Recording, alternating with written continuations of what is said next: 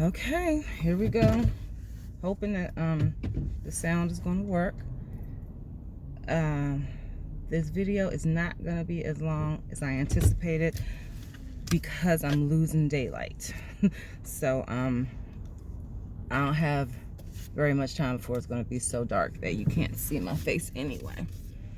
But hello, I am leaving work, and if you follow me on my social media, Instagram, Twitter, and the like, then you know that I had a little bit of a situation happen today, wherein, I do my makeup at work.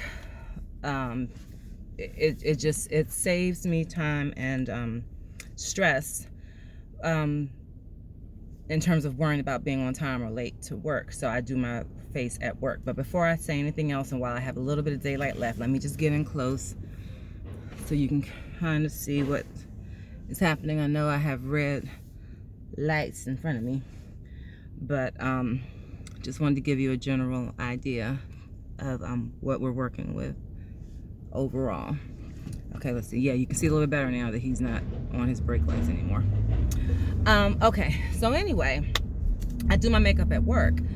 And so everything that I use to do my makeup on a daily basis, I have, packed with me in the little makeup cases that I take.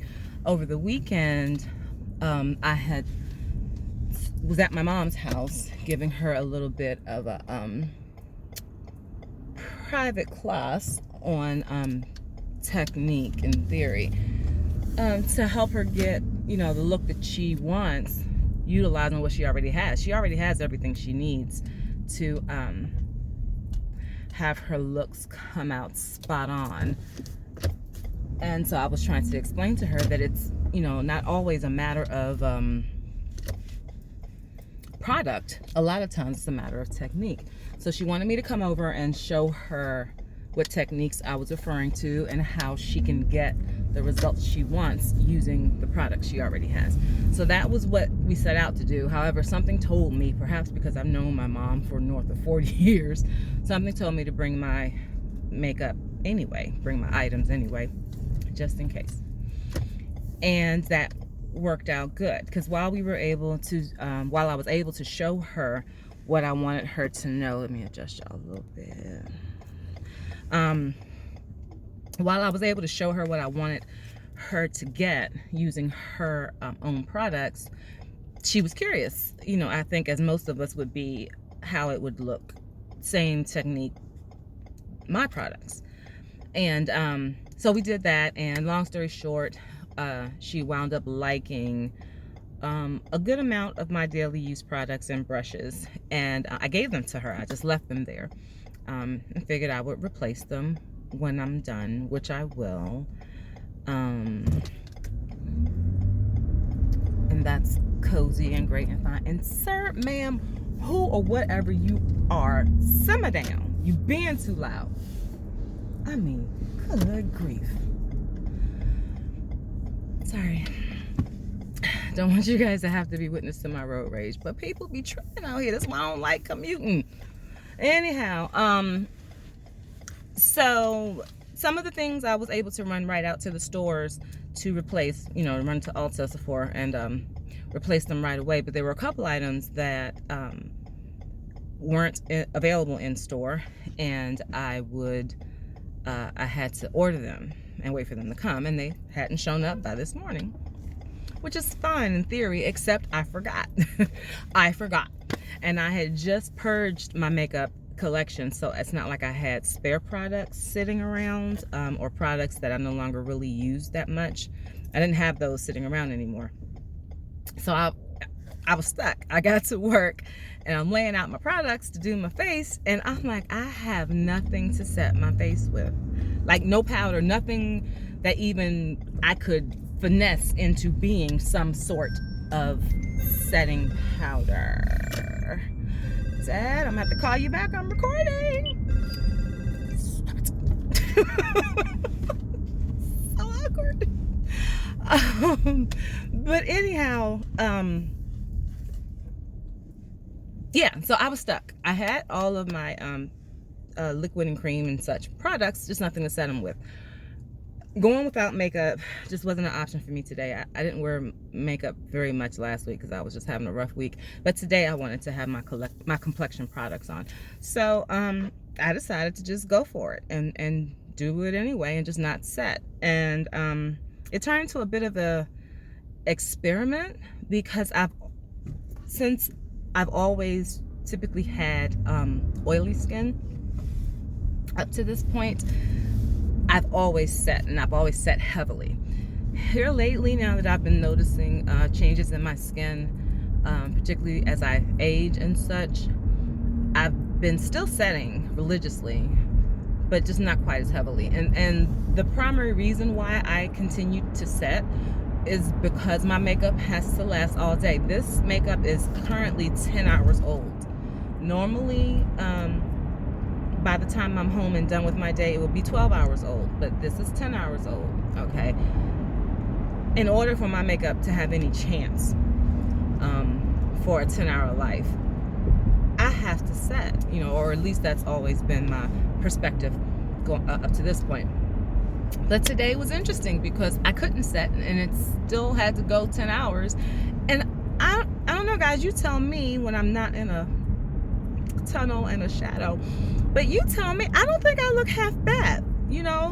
I'm definitely not matte, but by 10 hours in, I'm not matte anyway, for the most part, because by that point, my the natural oils in my skin have come forward, and I'm a little more juicy. And to be honest, that's fine. I like it because I look more alive and youthful and plump. Plump is good when you're talking about skin. So I would kind of be here anyway at this point in the day, maybe slightly less. But my point is, and now let's be real here and make sense. There are a lot of factors that play into whether or not you will have the option to not set your makeup. Your skin type, oily, dry, combination, normal. The type of foundation you're using, matte, dewy, full coverage, medium coverage, how you apply, whether you use a brush or a sponge. There's so many factors that go into how your makeup ultimately turns out and how well it wears and stays. But I'm just here to report on what happened in my instance, and what happened was very shocking. I have my skin has now gravitated to where I'm combination, but in a weird way. I have a lot of normal areas. I'm dry, kind of around my mouth and chin area, and I still get somewhat oily in the T-zone. Not as much as I used to, but still somewhat. So that's my skin situation. The primer I use is the Milk Hydro Grip Primer, and I moisturize, currently anyway, still moisturize with Clinique Moisture Surge. The foundation that I'm also going to be recording a video about soon. That video was supposed to have been recorded this past weekend. It didn't happen because life, but it will be getting recorded, especially now. The foundation that I'm using is Smashbox, what's it called? The Full Wear 24 Hour, the new one. That's supposed to be 24 hours of wear. It comes in a little squeezy tube. And my concealer, because I have the concealer that I use under my eyes, and then I have the concealer that I use to contour with. Those are L'Oreal. The what are they called? Conceal Wear, or all this is going to be in my next video. So hold tight and tune in for my next video. But those are the products that I'm using. Normally, I would set my entire face with Laura Mercier translucent. Ever since I got Invisalign, I cannot say S's anymore. The Laura Mercier translucent powder, and I would normally lightly set under my eyes with the Charlotte Tilbury airbrush finishing powder. It's in the compact. So that's what I would normally use, and I didn't have that. But guys, I mean, at this point, we need to start asking questions. are we being lied to?